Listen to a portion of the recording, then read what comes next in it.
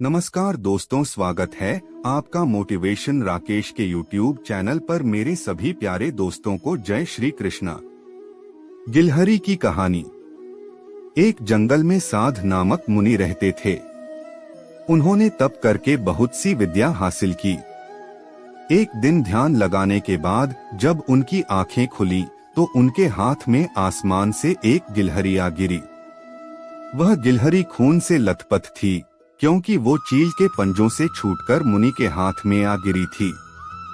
गिलहरी मौत के डर से कांप रही थी। मुनि को उसके ऊपर दया आ गई। उन्होंने सोचा, क्यों न इसे अपनी विद्या से अपनी बेटी बना लूं। मेरी पत्नी कब से संतान प्राप्ति की चाह रख रही है, लेकिन उसके भाग्य में संतान है ही नहीं। अब यह बात बताकर उसे दुखी करने की जगह कुछ साल इस गिलहरी को ही बेटी बनाकर उसे सौंप देता हूँ। इतना सोचते ही मुनि ने एक मंत्र पढ़कर गिलहरी को एक छोटी सी बच्ची बना दिया। वो उस गिलहरी को बच्ची बनाने के बाद गोद में उठाकर अपनी पत्नी के पास लेकर आए। उन्होंने कहा, लो अब इसे अपनी बेटी मानकर ही पालना। सोच लो, भगवान ने तुम्हारी सुन ली है। मुनि की पत्नी छोटी बच्ची देखकर खुश हो गई।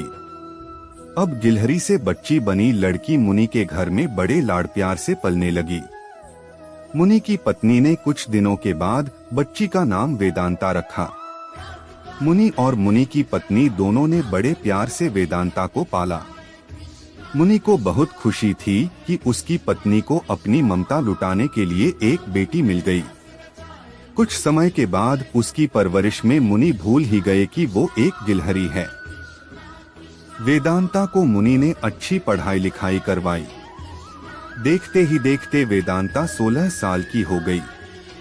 अब मुनि की पत्नी को अपनी सुंदर बेटी की शादी करवाने की चिंता होने लगी। उन्होंने यह बात मुनि से की।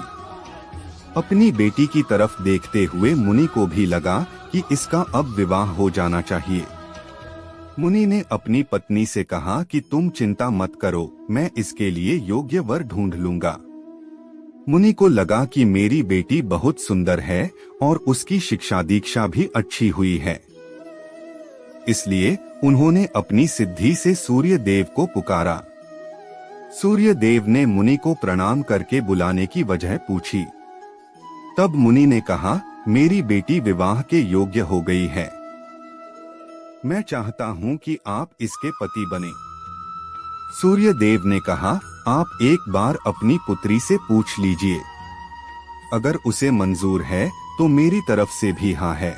तब वेदांता बोली, पिताजी यह बहुत गर्म है, मैं इनके पास नहीं जा पाऊंगी और ना ही इन्हें देख पाऊंगी।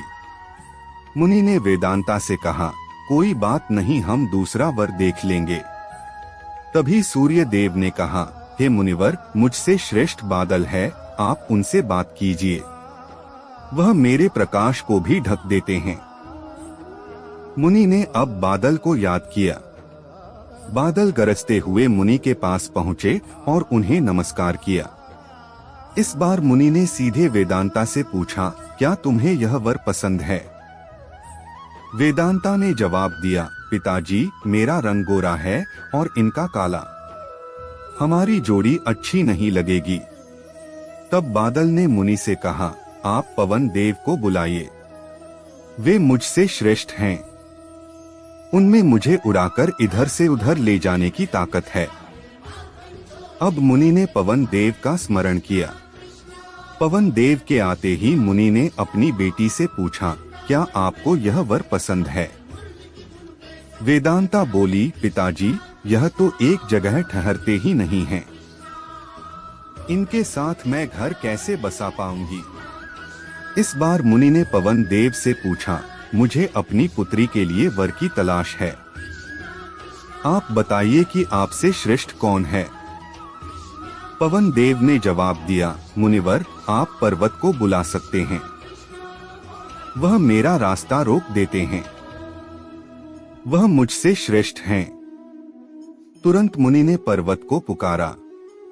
पर्वत को देखते ही वेदांता बोली, यह तो पत्थर हैं, इनका दिल भी पत्थर का ही होगा। इनसे विवाह कैसे हो पाएगा पिताजी? मुनि ने हाथ जोड़कर पर्वत देव से पूछा, आपसे श्रेष्ठ कौन है? पर्वतराज ने जवाब दिया, हे मुनि, चूहा मुझ में छेद कर देता है, इस आधार से वह मुझसे श्रेष्ठ है।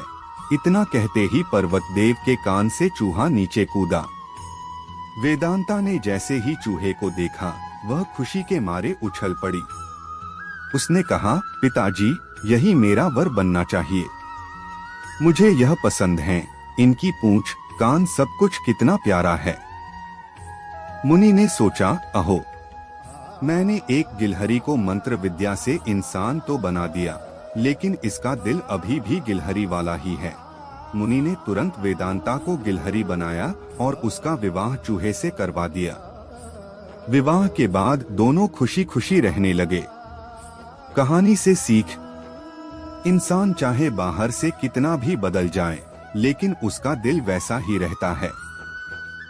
आपसे मेरी प्रार्थना है कि मुझे मोटिवेट करने के लिए वीडियो को लाइक करें, शेयर करें, सब्सक्राइब जरूर करें दोस्तों, और कमेंट में जय श्री राम जरूर लिखें।